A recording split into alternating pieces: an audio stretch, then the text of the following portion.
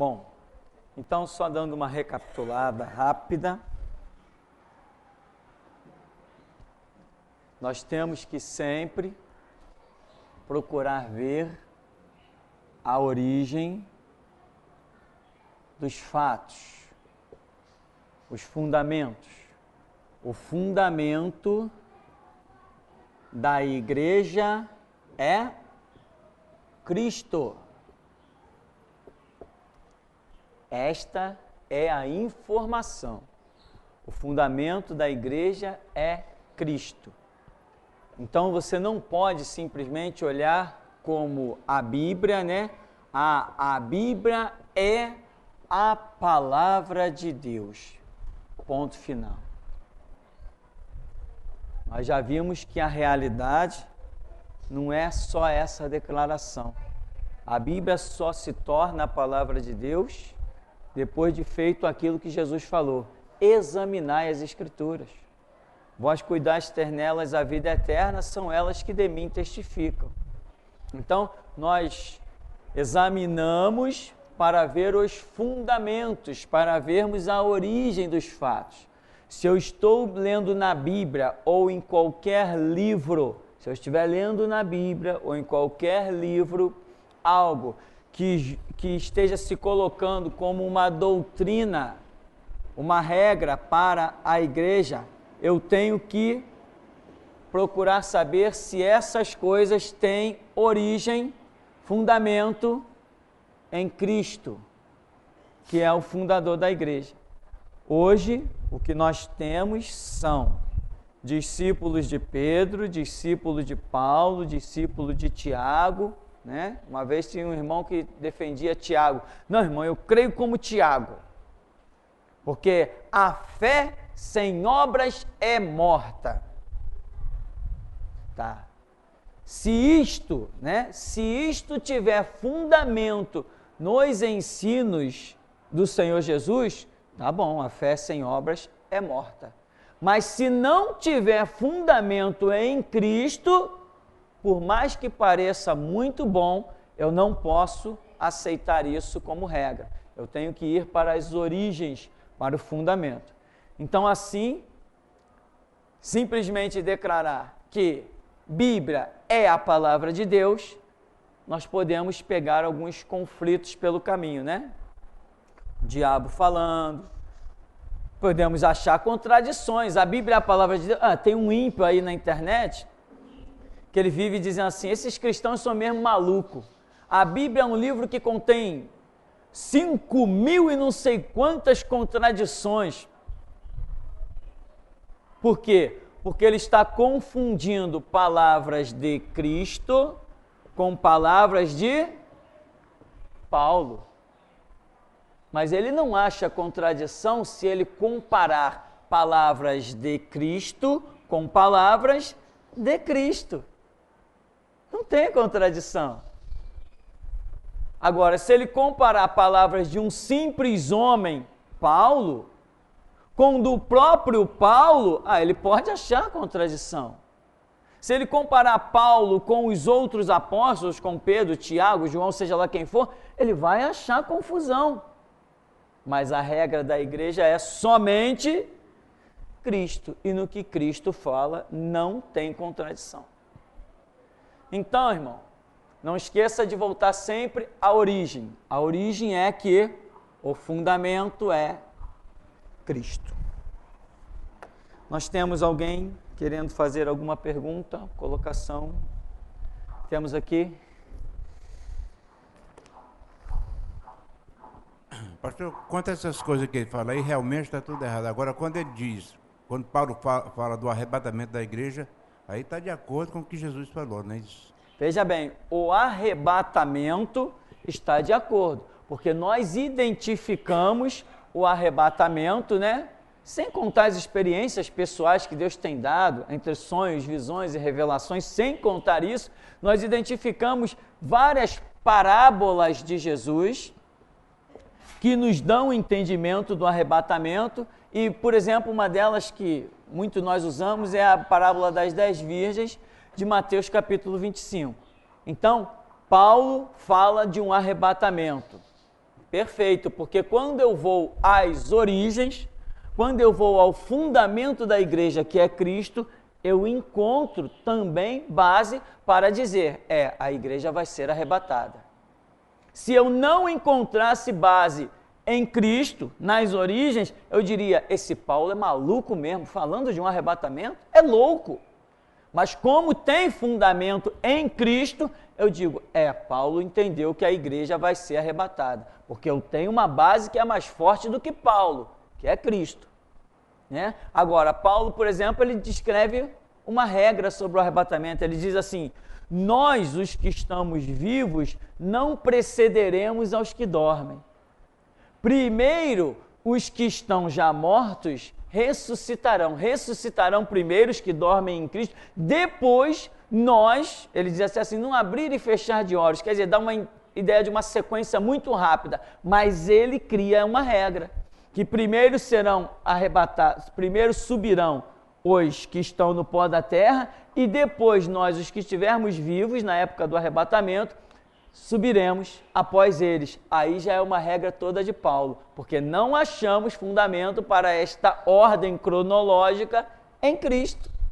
Em Cristo nós achamos apenas que vai haver um arrebatamento, mas não achamos ordem de arrebatamento com relação aos que estão já mortos e aos que estão já vivos. Como isso não influencia em nada a doutrina do Evangelho, porque não faz diferença quem vai primeiro ou quem vai segundo, né, irmão? Como se diz aí, o importante é ir, né?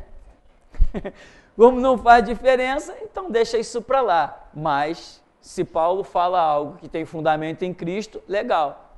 Agora, se é doutrina para a igreja e não tem fundamento em Cristo, não. A gente tem que descartar isso. Mais perguntas? Ninguém?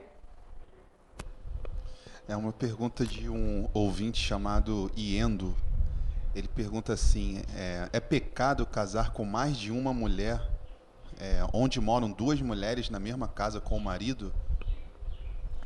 Veja bem, este é um conceito do Antigo Testamento que não era pecado. Não era pecado até certo ponto da cultura, e não só da cultura. Nós vemos uma permissão de Deus. Nós vemos que, como se chamava aquele homem, pai de Samuel? Eucana.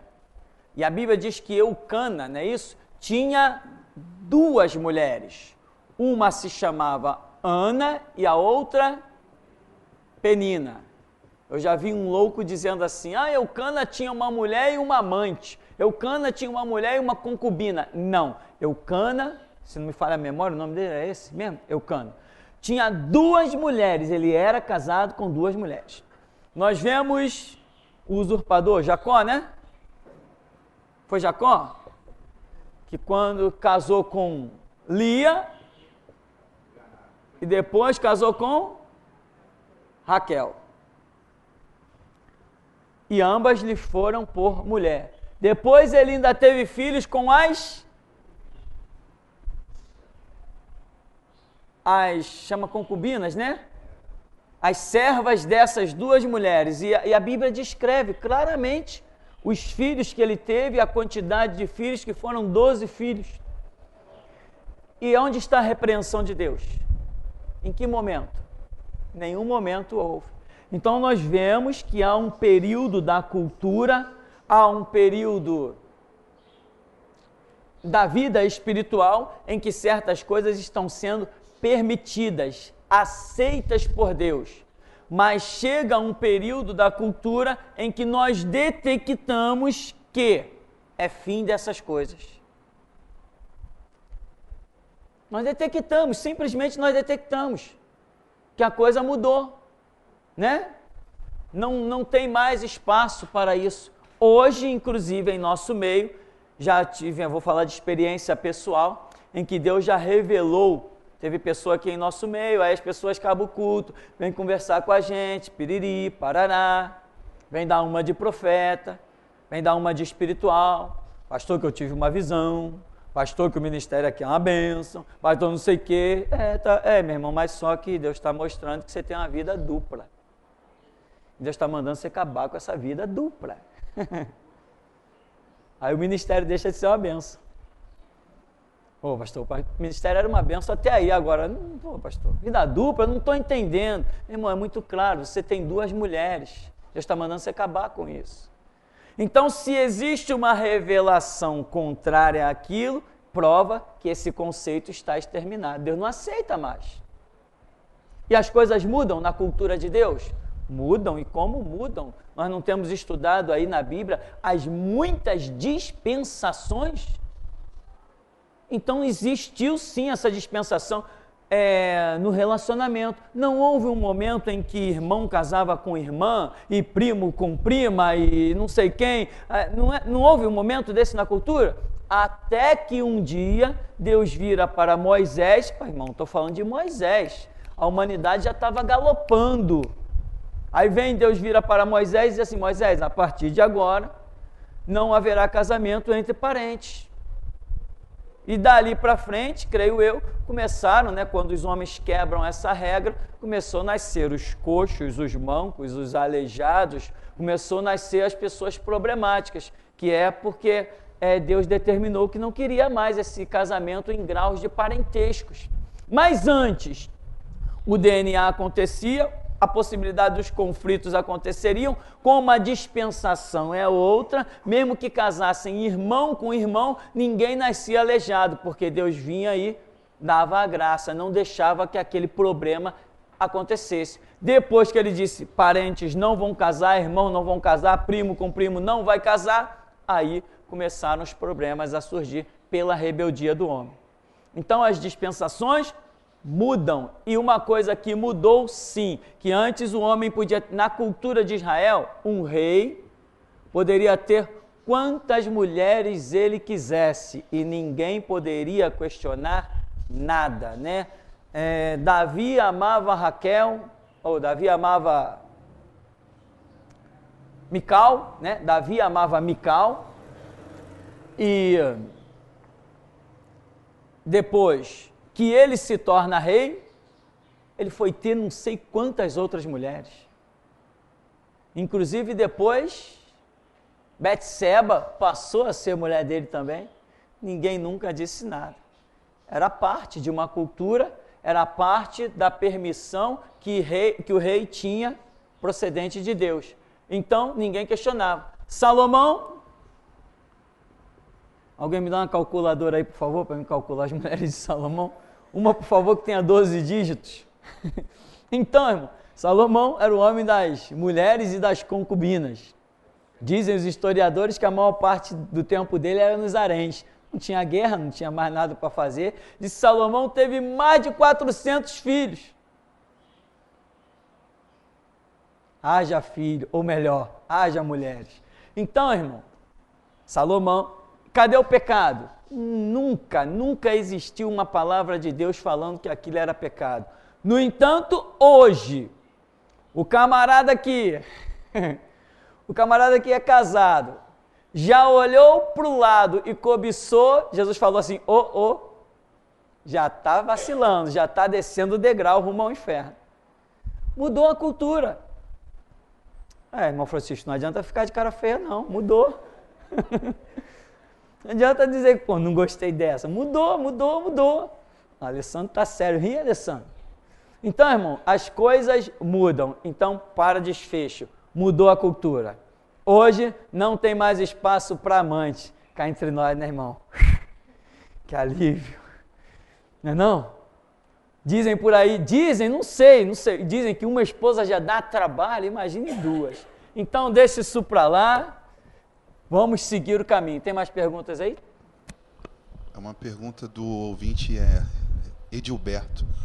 Pastor, pode um espírito imundo se manifestar dentro da igreja e passar desapercebido?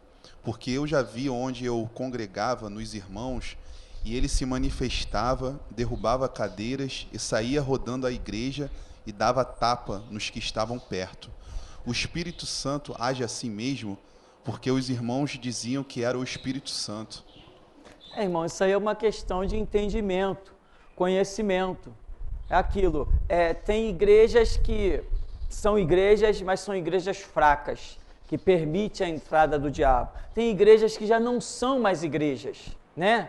Por exemplo, igrejas onde políticos estão pregando no púlpito e as pessoas acham que são simplesmente uma igreja. Não é mais uma igreja. Mas então existem vários conceitos, várias ações. Eu já contei aqui de gente profetizando dentro de igreja, aí pastor visitante, o camarada foi pregar numa igreja. Aí quando chega lá que ele está pregando, o diácono está lá no meio da congregação, profetizando, entregando. Aí ele vira para o pastor presidente da igreja e diz assim, ó, vai lá, manda aquele cara calar a boca lá. Aquilo lá não é de Deus, não. Aí o pastor, que isso? Esse diácono já profetiza aqui, tem 7, 8, 10 anos, sei lá. É uma bênção, todo mundo, ele profetiza para todo mundo. Aí o pastor falou assim, se tu não mandar ele calar, eu vou lá e mando ele calar. Aí o pastor não conseguiu, porque o homem já profetiza 7 anos na igreja. Agora ele vai mandar calar? Ele nunca discerniu. Aí o pastor lá do púlpito mesmo diz assim, cala a boca, Satanás. Aí o homem cai estribuchando em cima de banco lá para tudo que é canto, espumando. Cadê o Espírito Santo? Tinha um caso de uma irmã que cantava, quando o Espírito Santo pegava ela cantava soprano lírico, aquela voz belíssima, fina, aquela coisa linda, parece até a voz de um anjo. E ela constantemente fazia isso dentro da igreja. Um dia tinha um pastor diferente de fora lá, e a mulher começa a cantar no meio da congregação. Aí o pastor visitante olha para a mulher e diz assim, cala a boca, imitador do Espírito Santo. A mulher caiu estribuchando para tudo que foi canto, e a igreja toda, oh, mas era tão lindo. Não era o Espírito Santo, não. Nós fomos enganados durante tantos anos. Então, irmão, a igreja tem que levar uma vida muito séria. E às vezes, numa congregação de 100, 200 pessoas, só um discerne que aquilo não é o Espírito Santo. O resto todo mundo engole. Eu vi na internet um culto gravado de um batismo lá, um batismo com uns garotos lá, com rótulo de missionário e pastor, uns garotinhos, meu irmão, de 18, 19, 20 anos, assumiram lá o título de pastor e foram batizar as pessoas. Quando eles estão lá para batizar as pessoas começam a ficar toda mole, cair, e falando lá uns idiomas lá, sei lá o que, tudo confuso, tudo enrolado, todas possessas por demônios, e eles com a congregação, todo mundo dando glória a Deus, dizendo que as pessoas foram batizadas nas águas e batizadas no Espírito, só se for no Espírito de Satanás. Entende? Mas o que acontece? Não havia entendimento, não havia discernimento. São pessoas que não foram chamadas para a obra, não foram preparadas para aquilo. Estão querendo exercer um talento que não está dentro da sua capacidade. Estão querendo exercer algo que não foi Deus que deu. Resultado, vão se perder e vão colocar uma multidão a se perder. Então, acontece isso sim, o diabo está fazendo a festa por aí, em muitos lugares cuja espiritualidade não está sendo aquilo que deveria ser. Uma outra pergunta do Edilberto. Pastor, eu tive um sonho que eu retornava da escola e no caminho todos os dentes da minha boca caíam e eu falava, Senhor, o que está acontecendo? Eu clamei e imediatamente surgiram novos dentes branquinhos. Tem algum significado? Certamente tem. Eu não estou lembrado agora de uma simbologia que acontece na Escritura com relação aos dentes. Essa simbologia talvez tenha um propósito. Eu não costumo esquecer simbologia não, irmão. Não costumo esquecer mesmo. Existe uma simbologia na Bíblia com relação a dentes. Se ele for lá e procurar numa chave bíblica, acredito que ele vai entender essa simbologia e vai ver o significado do sonho dele, né? Houve um problema, mas houve uma restauração. Aí o Espírito Santo provavelmente vai mostrá-lo por que aconteceu a restauração dos dentes dele, né? Me fugiu da memória, depois eu vou avivar a minha memória. Não sei se foi um projeto do Espírito Santo agora, que eu esquecesse para não comentar, ou se realmente eu esqueci. Depois eu vou ver se eu me lembro da simbologia dos dentes, que é uma realidade. A Bíblia fala sobre dentes no Antigo Testamento e mostra uma simbologia com relação a isso, mas agora me fugiu da memória. Deus deve ter os seus propósitos, mas o sonho dele, esse tipo de sonho, visão, é real, foi espiritual. Certamente Deus tem alguma coisa a falar com ele, e eu estou fora dessa por enquanto. Uma pergunta da Bruna. Pastor, o senhor pode me ajudar a entender o significado de um sonho em que eu estava numa casa de janelas grandes de vidro e olhava os vizinhos tomarem banho de piscina e a água começava a entrar pelas frestas e eu me banhava com ela e sentia muito feliz por isso.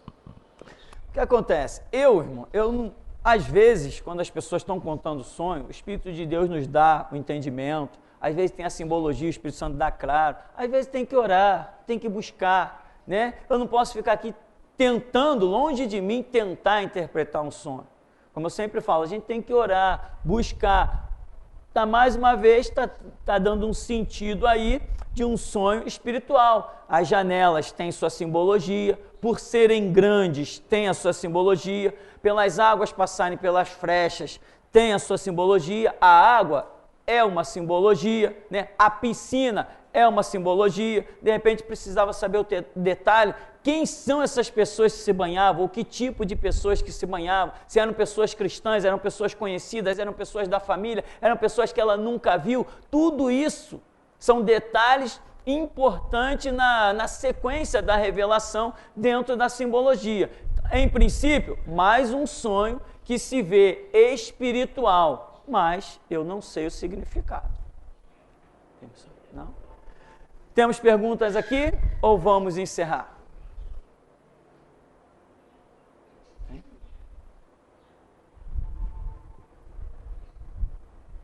Sobre a primeira parte do seminário, eu só gostaria de fazer um comentário em relação a esses conselhos de Paulo.